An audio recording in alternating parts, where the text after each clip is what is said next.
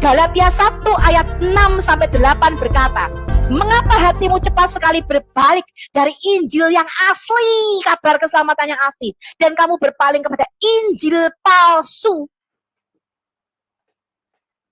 yang sebenarnya bukan Injil, tapi hanya ada orang yang kebingungan karena PDW opo kui Injil.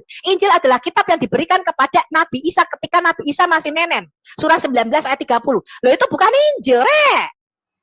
Karena ada orang yang memutar balikkan fakta Injil inilah, kamu bingung. Injil itu, sekarang mana Injil Isa? Ternyata sudah ketemu kemarin Injil Isa, kata Pak Lidara. Injil itu bukan kitab yang diberikan kepada Nabi Isa ketika Nabi Isa masih nenen. Itu bukan Injil. Ini loh, Galatia 1 ayat 6-8. Ada orang yang mencoba memutar balikkan apa itu Injil, sehingga kamu tuh percaya kepada Injil palsu. Nggak bisa. Barang KW itu tidak akan menyelamatkan kamu.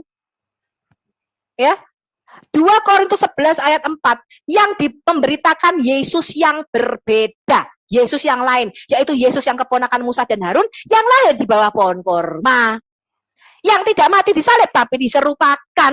Lah ini Yesus yang lain, bukan Yesus yang sejati. Yesus yang sejati, dia datang untuk menebus kita. Yesus berkata, inilah darahku, darah perjanjian baru dan kekal yang dicurahkan bagimu dan bagi semua orang demi pengampunan dosa.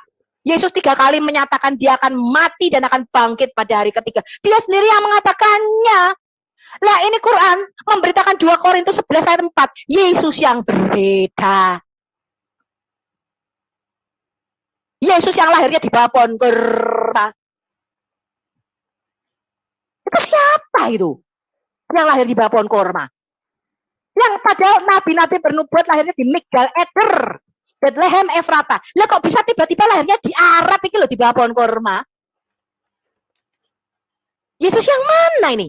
Yesus yang tidak membawa keselamatan. Kalian belanjain pakai uang palsu, kira-kira kalian digebuki sama penjaga toko enggak? Kalau kalian belanja pakai uang palsu? Hah? Kalian pergi ke luar negeri pakai tas LV palsu, pakai tas disobek kalian di bandara. Barang palsu gak payu, Rek. Ya, kalau di dunia ini saja barang palsu tidak laku, apalagi di surga Injil palsu tidak berlaku. Ya, Anda datang ke Tuhan, Tuhan, aku percaya Engkau diberi kitab Injil pada waktu Engkau masih bayi. Aku percaya Engkau lahir di bawah pohon korma. Yesus berkata, enyahlah Engkau, aku tidak mengenal. Siapa itu yang lahir di bawah pohon korma? Ngarang kon ye. Gak ada. Itu barang palsu, Injil palsu. Kon kok percaya ae? Iya Tuhan, soalnya aku goblok, ora tau baca buku. Aku ora tau baca Injil asli. Aku ora tau baca kitab Taurat, ora tau baca kitab para nabi, ora tau baca kitab Injil. Makanya aku goblok. Ya, itulah gunanya kita berapologetika untuk memberitakan Injil asli. Motonya Al-Hayat Indonesia, bring the true gospel to the Muslim. Karena saya percaya Roma 1:16, Injil adalah kekuatan Allah untuk menyelamatkan setiap orang yang percaya. Yang tidak percaya bagaimana? Markus 16 ayat 16. Beritakan Injil kepada segala makhluk. Barang siapa percaya dan dibaptis, dia akan diselamatkan. Barang siapa tidak percaya, metong. Kamu akan mati selama-lamanya. Itu hukumnya kalau kamu tidak percaya berita Injil. Iya apa ya? Injil ini. Hidup ini tidak lama lagi kok Tuhan. Teman-teman, sebentar lagi juga metong. Gak tahu kapan metongnya.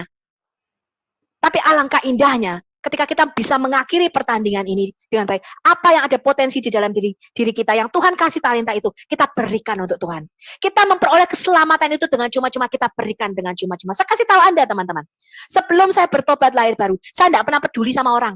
Mau masuk neraka kayak masuk surga kayak urusanmu. Itu sebelum saya bertobat.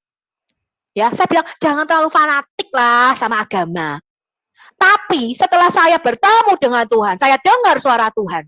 Saya bisa menangis berdoa untuk teman-teman saya yang sebelumnya saya tidak pernah berdoa untuk orang lain.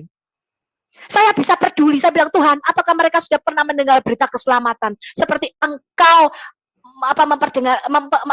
mewahyukan keselamatan.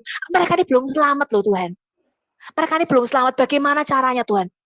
Ya, apalagi dulu teman-teman.